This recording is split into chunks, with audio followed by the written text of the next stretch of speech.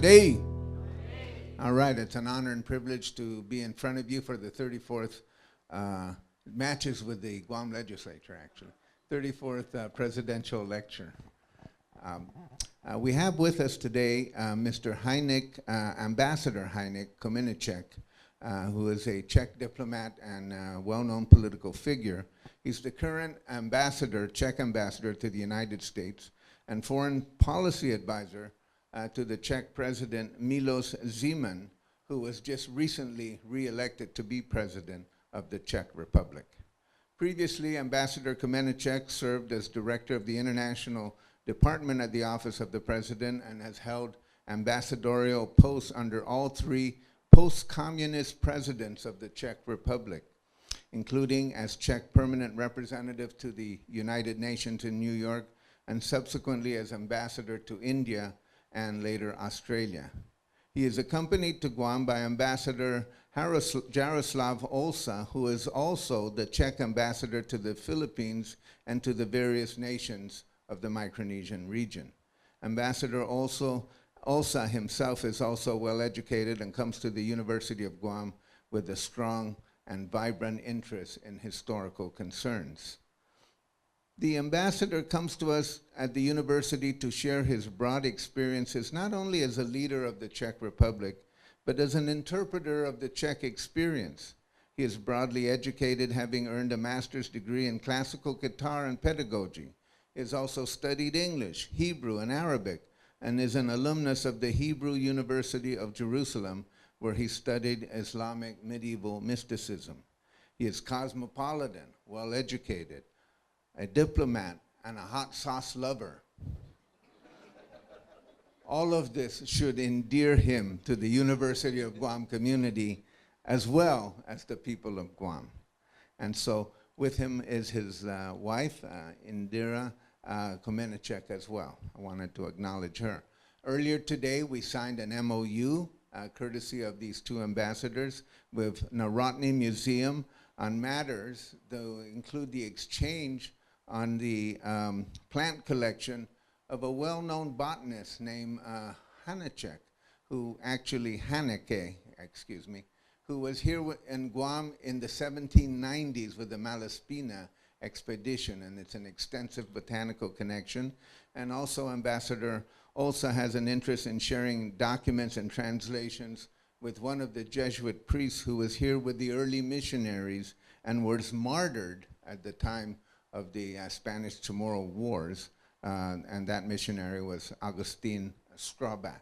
So there's a lot of connections that we're trying to make, but in order to make sure that we understand the value of those connections, it is my honor and my privilege to present to you Ambassador Kmoníček.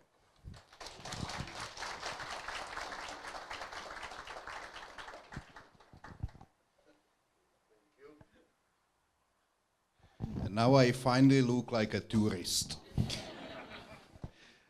So when we started thinking about my visit to this part of the United States as the Czech ambassador to the United States, I was thinking about the topic of my lecture in the University of Guam, because if you used to be a university lecturer and suddenly you are a diplomat, you start missing students. Students are people who usually gives you tough questions. Diplomats will never give you tough questions because they are afraid you could answer them. So I would like to make it also a little bit interactive today, that after I speak, if you want, you can give me any question you'd like to. The only thing you risk is that I will answer as if I were not a diplomat. I selected for today the topic 100 years of the Czech state because I didn't want to scare you. Because the real topic should be 1,100 years of the Czech existence. But you could be scared that it would be too long lecture and nobody would come. But let me start a little bit explaining about who we are and why are we still existing as a Czech state in the modern terminology of last 100 years. If you try to find who are the Czech people? What are we about?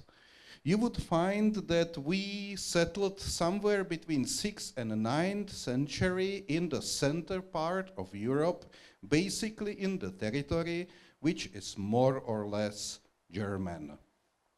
We are technically the Western Slavic people. Now, if you identify yourself as a Western Slavic people, frankly, it doesn't make much sense.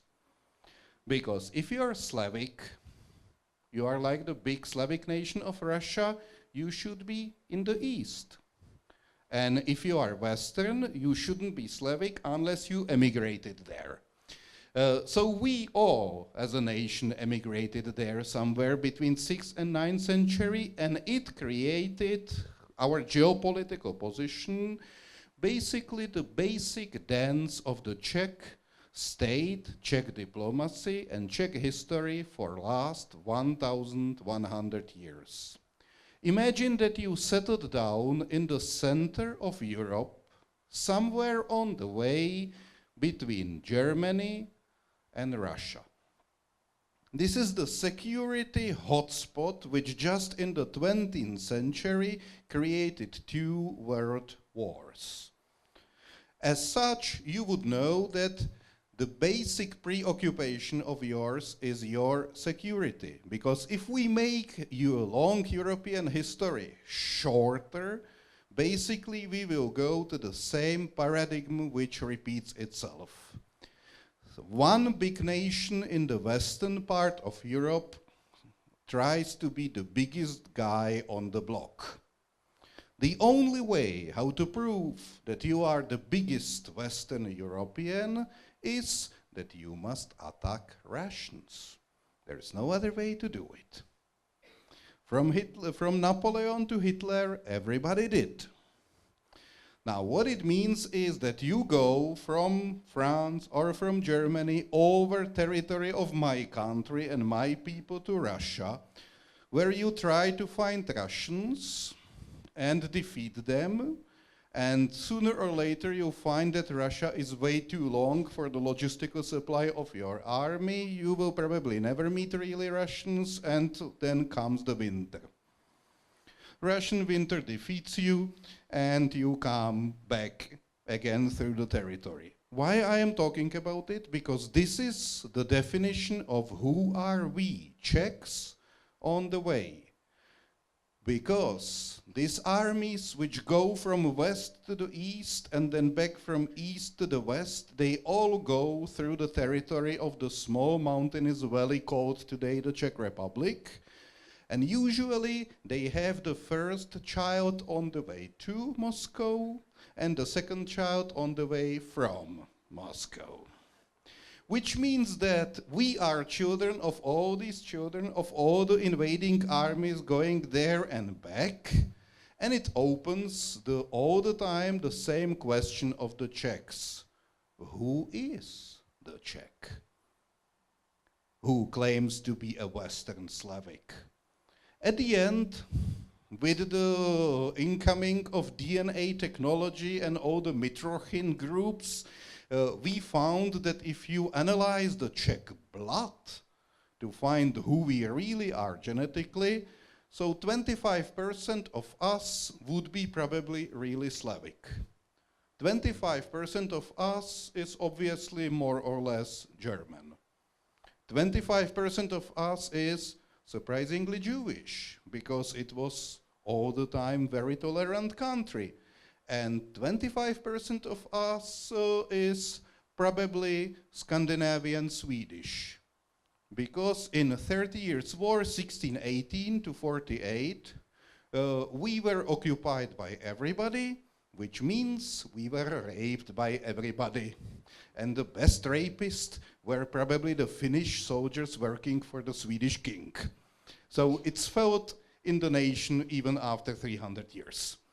So we are this combination of the Slavic, Scandinavian, German, Jewish ethnicity, which makes it relatively hard to say who you are. German is German, French is French, who is Czech? So we usually claim that what makes Czech a Czech for another Czech is not the race, it is not the religion, it is just one simple thing: language. As you can see, the Czechs have more or less unpronounceable names. Everything seems to be like the merge of hard consonants together, which are the last thing you would like to pronounce. Even the Latin doesn't help you with the translation of this. Simply, the Czechs are about the language. And we claim that if you speak Czech, it's a hard thing to do, but if you speak Czech, the other Czechs immediately feel you as the Czech. So technically we can say that the Czechs are not a nation, we are a language club.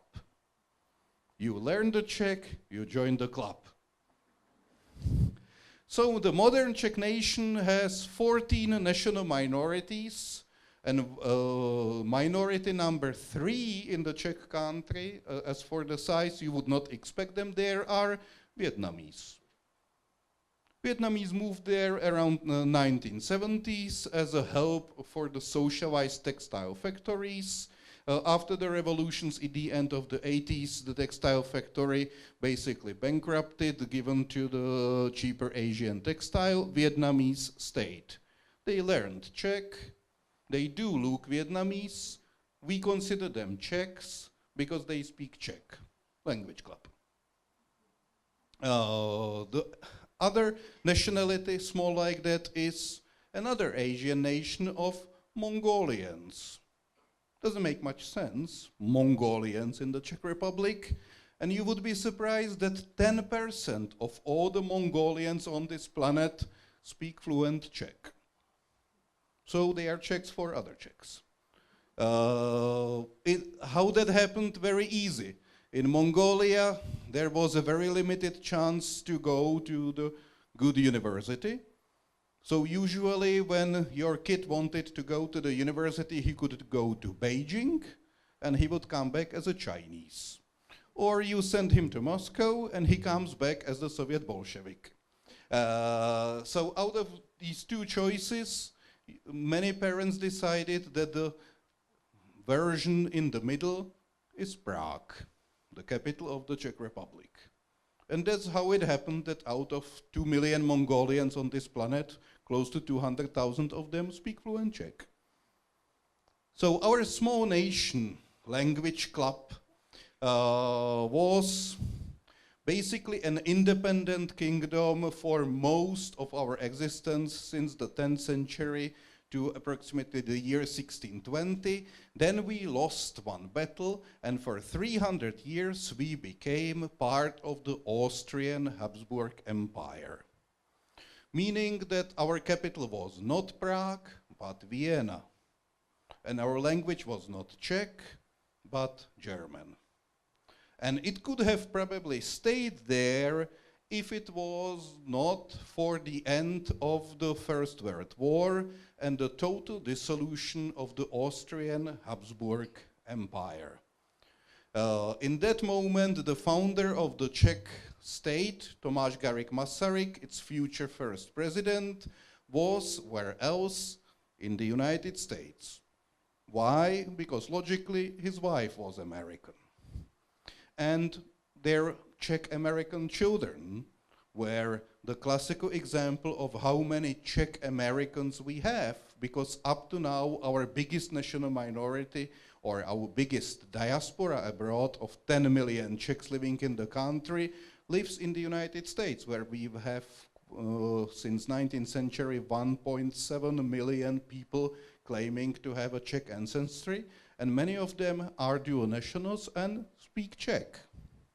So Masaryk, who is that time in the United States, feels the chance that after 700 years having a Czech Bohemian, as they called it, kingdom, and yes, we are the original Bohemians, and 300 years pretending that we are Austrians speaking German, we can go back to our language, back to our country, and to be again on our own. With the big help of the United States, he manages to secure it and establishes a new state called Czechoslovakia. Why Czechoslovakia? Because there were two parts, the Czech part and the Slovak part, which historically had nothing together. But they shared one thing. Both were Western Slavic tribes. And what Masaryk was that time thinking about was that if we create a Czechoslovak state in the year 1918, we must be sure that it will have more Western Slavic people than German people. And if there was no Slovakia, there would be 5 million Czechs and 3 million Czech German. And very soon it could be a problem. Well, he didn't avoid a problem. By the way, typically the Czech state, which I should be talking about, when it was proclaimed on 28th of October 1918, it was actually proclaimed not in Prague, it was proclaimed in Philadelphia. Because that's where the Czech president was. He used the first Czechoslovak constitution, which was not published in Prague. It was published in Pittsburgh. And to make it even more funny, well, even the concept that the Czechs and Slovaks will be together in one state was not decided by the Czechs and Slovaks. It was decided by the Czech diaspora in the United States together with Slovak diaspora in the United States. So people who emigrated out of the country decided how country should look like. Obviously, it was a nice idea supported by Woodrow Wilson that time, but it would not help without the help of the support inside Europe. And inside Europe, our biggest ally at that time used to be France. If you look at the Czech Republic flag, you would notice it has the typical colors of the French flag. And it was basically invented by French. And if you look at our structure of the army, you would see it's a classical French army. Even our first chief of staff was a French general. Because France believed that the Slavic Czechoslovakia will be enough of buffer zone against Germany. Basically the same idea Masaryk had when he put Czechs and Slovaks together to have more Western Slavic than the ethnical German. It didn't work. In 1938 came the famous Munich Agreement, where our British and French allies tells us, well, you know, we heard that Hitler wants to eat you and we decided that you are good on the menu. We let you go. It was a terrible blow for us because till that time we believed that if you have an international treaty with somebody, it sticks. It was clear that it will have the repercussions. We went through quite a traumatic experience during the Second World War. Obviously, everybody who wants to attack Russia, as you know by now, must go through the Czech territory. And he usually does the same. He likes our place.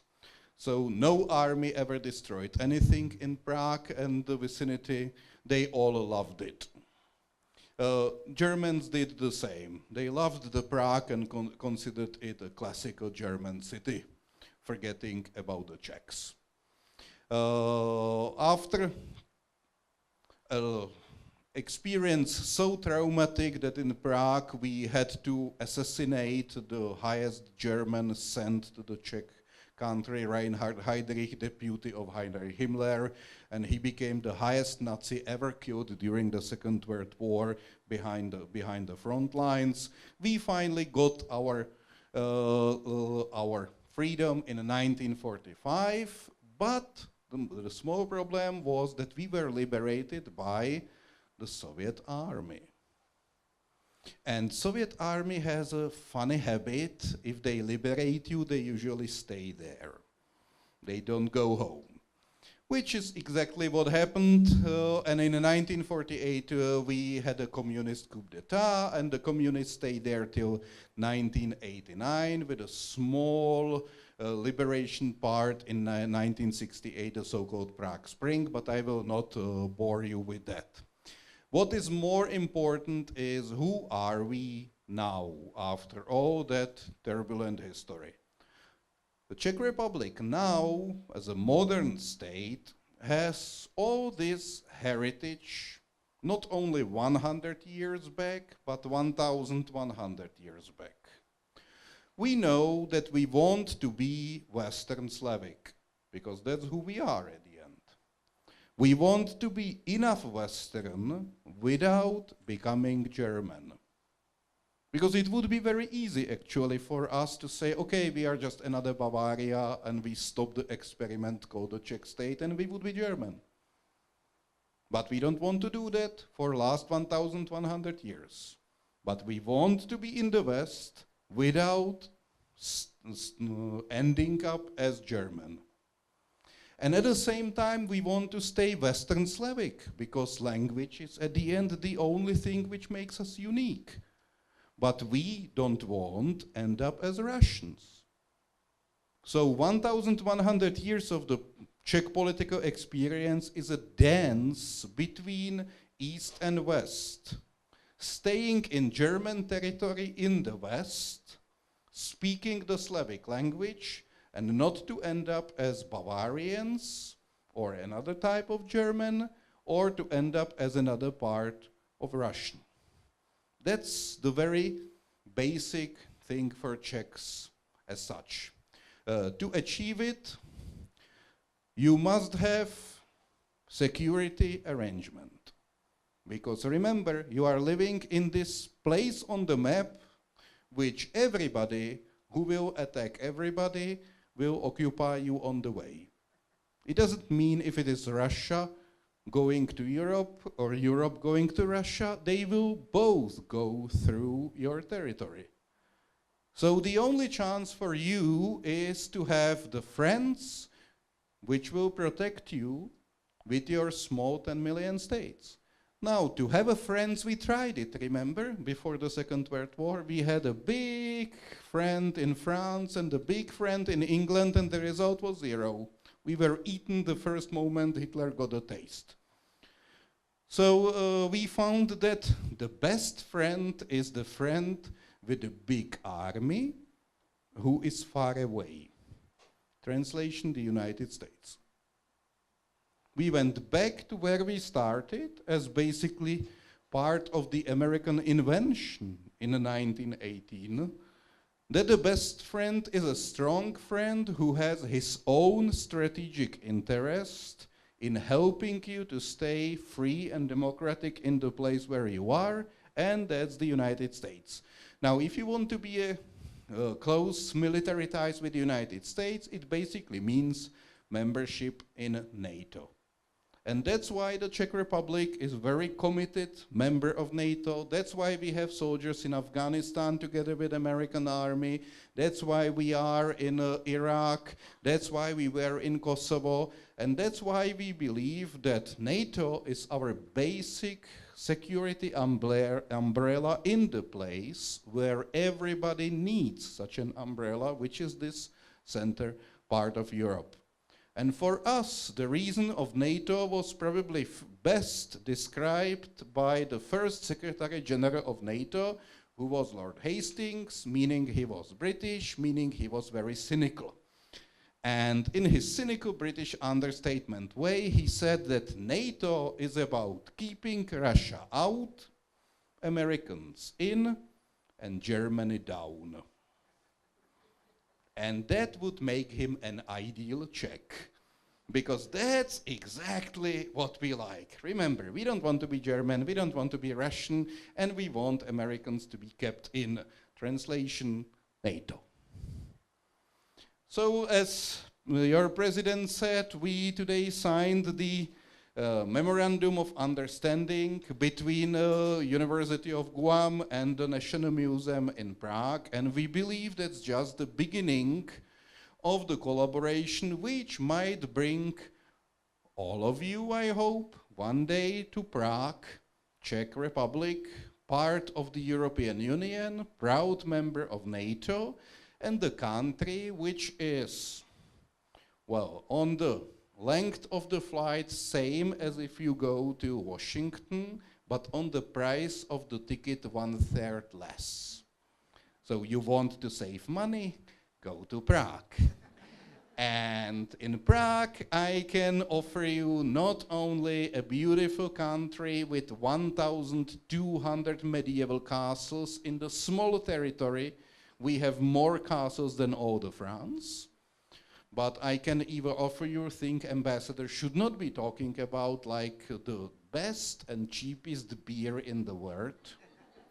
We are the proudest consumers of the maximum per capita amount of beer consumed on this planet.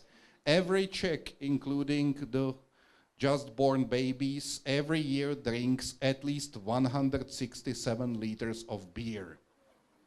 And yes, you will find there the only country where the bottled beer is still cheaper than the bottled water. And any government tries to touch it, that's the end of the government, because Czechs know what they want. And you will also find a proud Central European nation who has a great music tradition, starting with Smetana, Dvořák, and many more unpronounceable Czech names, which you will find funny to learn to pronounce. And I hope that you will like my country when you decide to go to visit us. Because by now, you know more than most of the Czech children. And you know that the Czechs are basically open people who like visitors, especially if they visit us without staying there next 60 years. And you will find that this is the country which might be the hidden gem of the Central Europe, where for many people it's basically just London, Paris, Berlin, that's it. But at the end you will find that if you go just behind the hill, the best Italian Baroque with the best German beer is in the Czech Republic, because at the end we try to smuggle ourselves wherever around the planet, including Guam, which is the final part of what I wanted to say. When the famous botanist Tadeáš Henke was here in the year 1790, even we didn't believe that his collections of the oldest existing Guamese botanical research will end up in Prague. And we do have these oldest Guamese remnants, and that's what we hope to bring here, both physically and on the web page and the scans and on everything what the research community might need to find what changed between the year 1790 to now. And we again will send more of biologists of our own to keep up in the Czech tradition. Because if you are a Czech, what makes you Czech? Language and the ability to travel. Because you must find another Czech somewhere else. Thank you. Ready for your questions?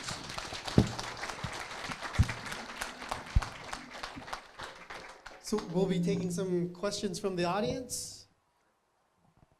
I have one over here.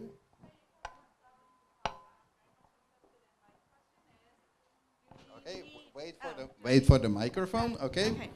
Yes, I'm very much interested in traveling to Prague. My question is, do we need the visa in advance, or can we get the visa on arrival?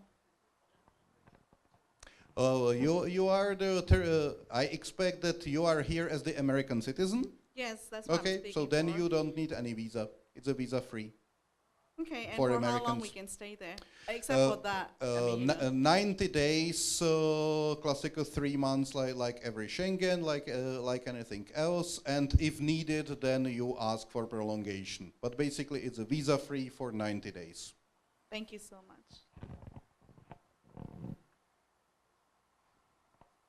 And you understand why we have it for 90 days only.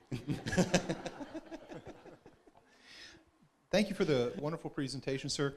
Like a lot of Eastern Europe, Czechoslovakia was under the Soviet kind of umbrella for many years. Mm-hmm. And there was even a revolution, or an attempted revolution in Czechoslovakia at one time. What current influences are there from the old Soviet Union influence, or even the Russian influence today on Czechoslovakia? And how does it affect the way your government operates? Mm-hmm. Okay. A few notes before answering the question. I skipped in my presentation the part in 1993 when Czechoslovakia technically ceased to exist because we separated into Czech state and the Slovak state to go independent on our own to the European Union. So after we both joined the European Union, again, it's one Schengen area, same visa, no real border, but we are two independent states. Not many people believe it, that we are two independent states, but we are. You know, when Czechoslovakia separated, I was our ambassador to the United Nations. Nobody believed we really separated. They said it's a bad joke, which we just introduced on international community to have 2 votes in the United Nations. At the end, I had to agree with my Slovak colleague that we must persuade everybody that we are 2 different states, and finally we started fighting for the chairman of one committee, but it was organized fight. One against the other. So we are now Czech and Slovak. Once you reach to Prague, my advice, don't tell local people they are Eastern Europe. They hate it. Why they hate it? Well, because we are not. Eastern Europe must be in the east. And what we see is that there is a different map we have. Geopolitical map and a different mental map. Give you an example. If somebody asks you where is the city of Vienna, Austria, Vienna, everybody knows it's Western Europe. Okay? Now, if you go from Vienna, which is in the Western Europe, to Paris, which is even more Western, you go through Prague. So how going from the west, you can reach the east to reach the ultimate west? Doesn't make sense. So that's why we usually prefer to say that we are the Center Europe, because Eastern Europe would be Belarus, Ukraine, these countries. But I fully agree with you that it's one of the tasks of ourselves to explain who we are and where is actually the border between Western, Eastern, and Central Europe. And the only person, which goes back to the question of yours, who can answer that for us is not the President of the Czech Republic, it's the President of Russia.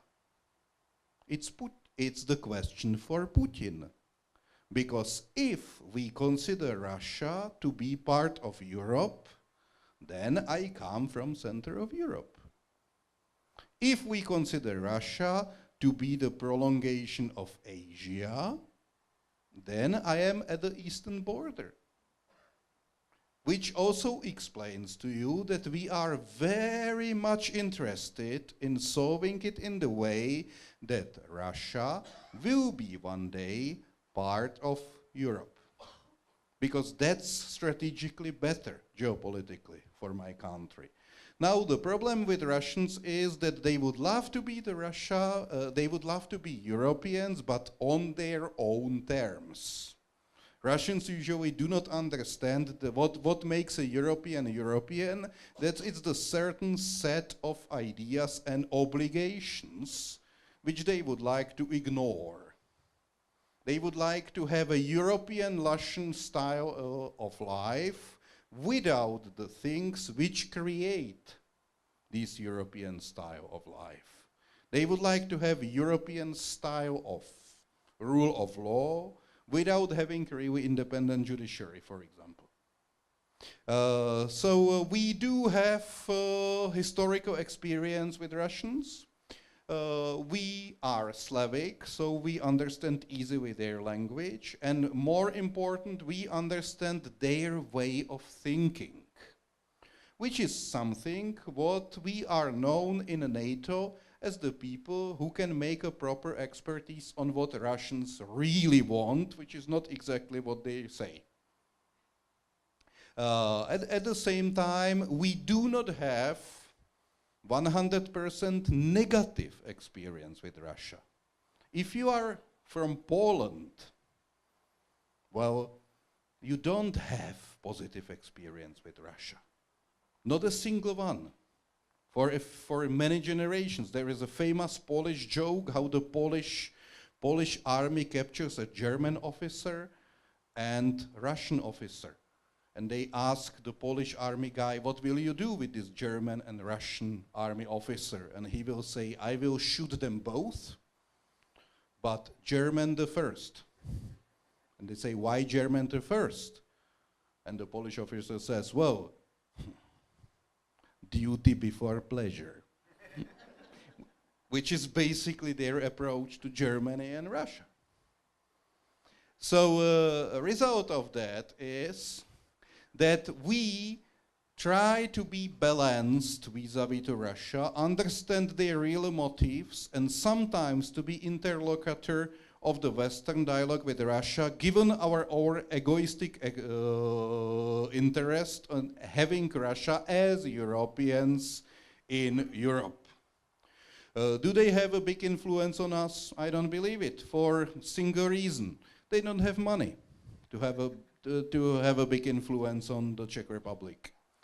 So quite often when I read the media, especially in the United States, I can see the classical narrative that it's the eastern, meaning our center, part of the world under the attack of Russia, who is growing again. And then you look at Russia and it has GDP of Italy. Well, can you... I don't know, we have never been defeated by Italian army. Then you can see that Russia is the country which exports all our gas and oil supplies, and still the small Czech Republic has bigger trade every year with the United States than we have with Russia, taking all the energetic supplies from Russia. Still, it's smaller trade than with the United States because Russia simply cannot produce anything what we would buy, just gas and oil, like a third world country. So we try to be very much balanced. We know we are on the radar of the interest. We know that they watch us. Every year or every second year we try to kick out a few of the Russian spies from Prague. Well, they do the same with ours. That's normal, that's called diplomacy. But at the same time, we are not obsessive. We understand that basically, if I conclude it, they are opportunists. An opportunist is the person who uses opportunity. You cannot change the nature of the animal, so it's better not to give them opportunity. Then opportunists can do nothing harmful because you didn't give him the opportunity. And that's the Czech standpoint. We usually try not to give Russians opportunity to be opportunists.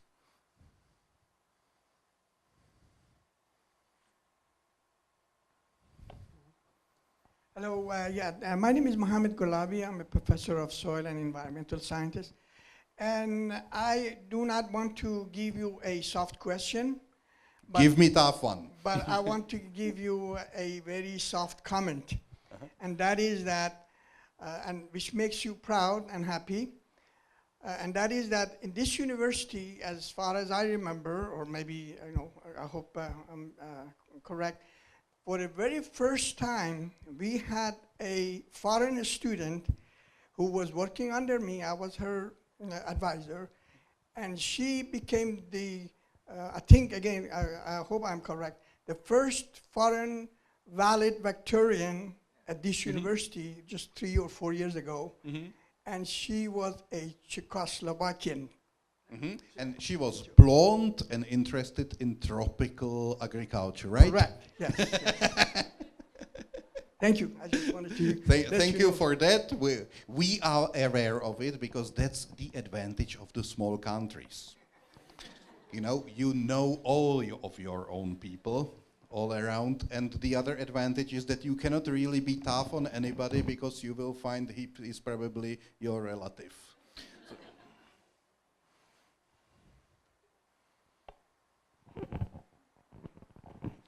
I have a question. At the collapse of the Russian Empire, when the Warsaw Pact and everything collapsed, you went from a communist government to a democratic government, and then about 3 years later, the country of Czechoslovakia separated. What were the big challenges of making the change from the government under the communists to democracy to then being able to split into two independent countries? That must have been a massive undertaking. How were you guys able to accomplish it with really so little trauma? Well, thank you for that question. It was probably missing in my lecture because I didn't want to be too long, but the basic challenge was economic. It's very hard, especially for the young people, to understand how we started.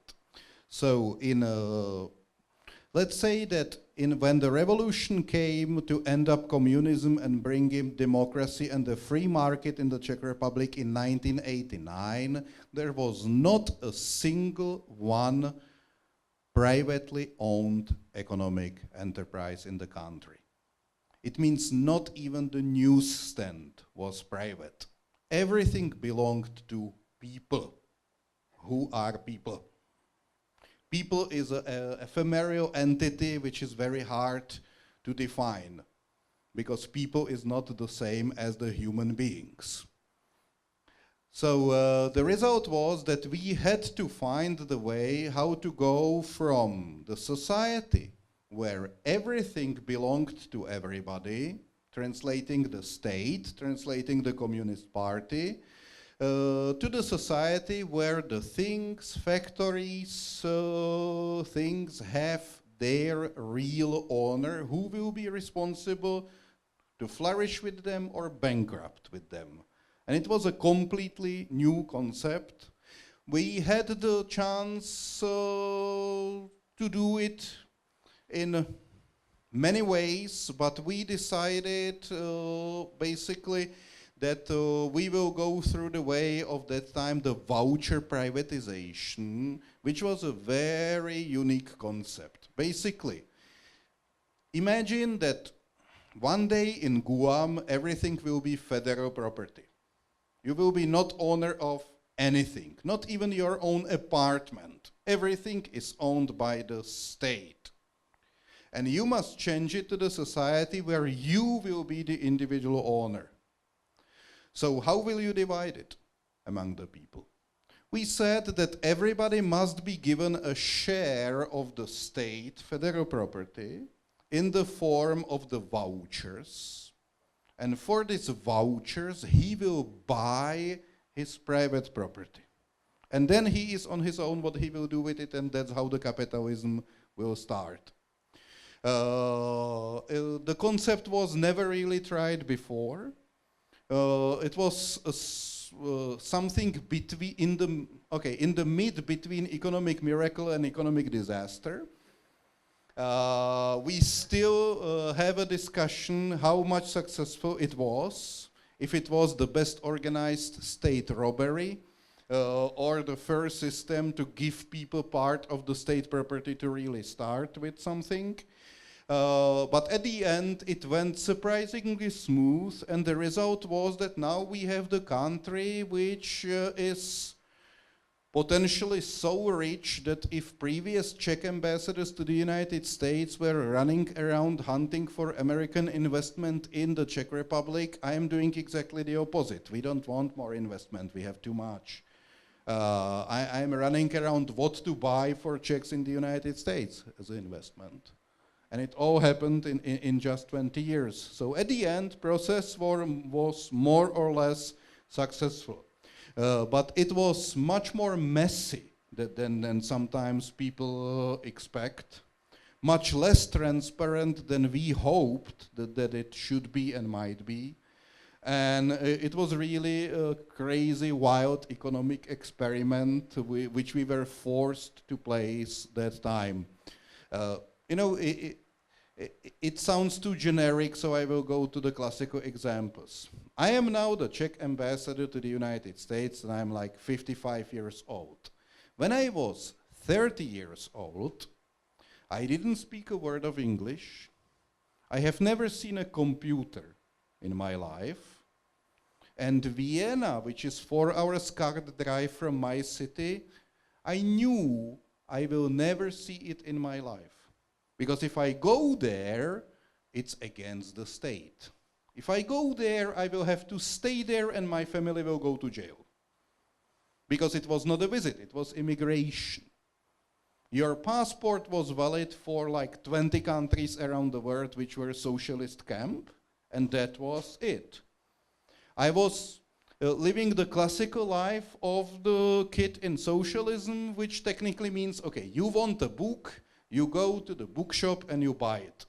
Well, forget it in communism. You go to book and you go to bookshop on Thursday because that's when they publish the books. You stand a line for your book and then you find that what you wanted will never be published because of the bad anti-state, anti-communist content. You want to listen to even the 50, 60, 70 years CD of Beatles? Oh, that's very capitalist. Forget it.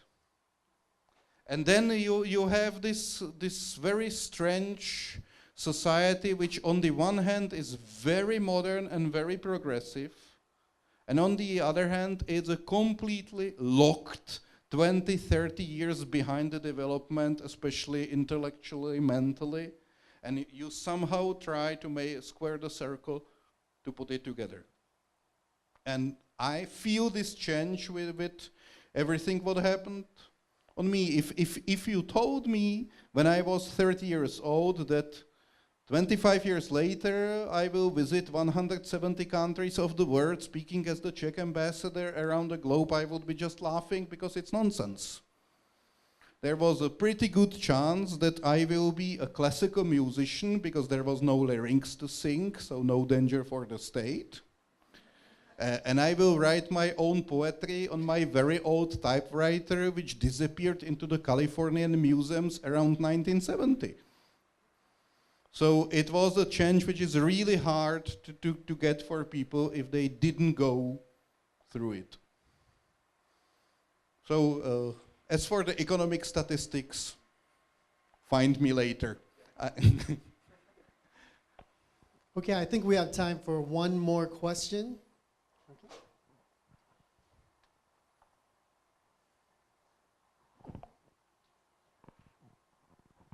Thank you, Mr. Ambassador. I have a comment and a question. I'm actually going to Prague in May for a conference, and your presentation has made me very excited to visit your country. And I have a question. You said earlier that when you gave us this crash course on Czech history, that we now know more than the average Czech child. I thought it was interesting as someone in communication. Is there a concern there about how the younger generation is learning about all of this history of your country? Or how is that being communicated? Yeah, there is, because if you don't know your history, you are on the way to repeat it. And our history was not exactly happy in last 1,000 years. There were good parts and the bad parts. And we want to keep it on the good part of the equation. But I must say, in the modern, Western, consumer-oriented society, it's very hard to communicate exactly this to children. Basically, nobody cared. For a young generation, the person like me comes from the Stone Age. Okay, the difference between the 30 Years' War in 17th century, communism and Austrian Habsburg monarchy all passed. They do not believe how most of people of my age spend their lives, in what type of regime. It's so disattached from them, they basically find normal that they are Europeans, they take a car, in 2 hours from Prague they are abroad, because we are that small that whatever direction you take the drive from Prague, in 2 hours you are abroad. And they find it normal that there is no border, and then they find it normal that if they want to read something, that they buy it, and if they want to go to university in the Netherlands, so they simply go to university in the Netherlands. Who cares? None of that was possible less than 3 decades ago. And it's very hard for them to have an emotional experience of that time, because they find it like hard to believe. So part of the state narrative which we technically try to create right now is to have some crash courses on what happened with you and your grandpa and your father in last 50, 60 years, to give them the real historical experience. And it's really very, very hard for them to have especially this emotional experience of the changes the country went through. You know that Europe has a lot of history.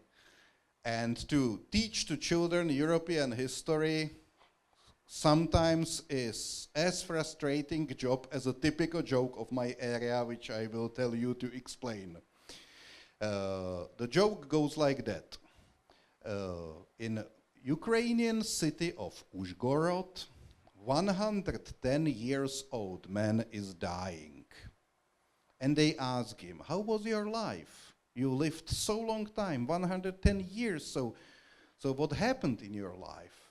And he said, a lot, you know. Just imagine that in my life, I was Soviet, Czechoslovak, Bessarabian, Romanian, Moldavian, and now I am dying as Ukrainian. And they said, wow, you traveled a lot all your life. And he says, no, I never left my living room. Because that's how European history goes. Even my country, every 20 years has a different name. We are still the Bohemian Kingdom, but every 20 years we have a different name. So there are things which are constant, and there are things which change with the time. And we must be able to distill it to what is really important. And out of that, we must create the Czech state narrative. And the basic question of the Czech state narrative appeared only now. With the wave of migration to Europe, Czechs said, okay, but these people are not Czechs who are moving to the country. And we said to them, okay, so what does it mean to be a Czech? And they never thought about that question. Why this person is not you, so who are you? What makes you, you? If a Syrian refugee wants to be a Czech, and you want him to be assimilated Czech, what does it mean? What will make him Czech? And that's the completely new set of questions which opens again and again. But at the end, we believe that we found the answer. We are the Western Slavic who doesn't want to be German and doesn't want to be Russian. And we want to live where we live, which is in between them. And yes, we understand that they eat each other last 1,000 years. And we understand that they left a lot of blood of their own soldiers in our own veins, which makes us the place of diplomacy. We are the guys on the road. We are where all the cultures melt together. And if you want to be one of us, it's very easy. Take a language course.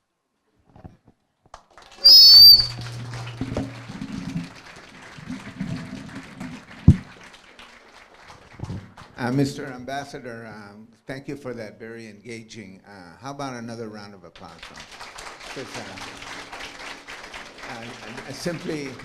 Simply wonderful. And we have a little presentation here I'm going to give you. It's in honor of your address here as presidential lecture. And so we give you this Laddie Stone from the University of Guam. And we tried to spell your name correctly here. And I believe we did a good job. So on behalf of the University of Guam, Dunklin and Guzmán. And you know, I just want... It's correct spelling. It's correct spelling. All right, no, we have to thank Chris Mabayag for that. I just want to add that courtesy of both ambassadors here, both Ambassador Olsa and Ambassador Kmoníček, there is a exhibit at the library on Franz Kafka. And so, you know, if you're really uplift and you want to get into a little bit darker mood, or retrospective mood, you can go see that. But see a typical Czech writer who was a German-speaking Jew, which makes him a classical Czech. That's right, and it's really a marvelous gift on their part to introduce that, and also a number of books that they have brought with them, and of course the promise of many more visits to come by you going to Prague, and it's true. You can go to Prague. It's cheaper to go to Prague than it is to go to Washington, D.C. So that's our... And it's much cheaper to stay there for 90 days. And so we're going to go up to the library now, and we're going to formally open that exhibit. Thank you very much again, sir.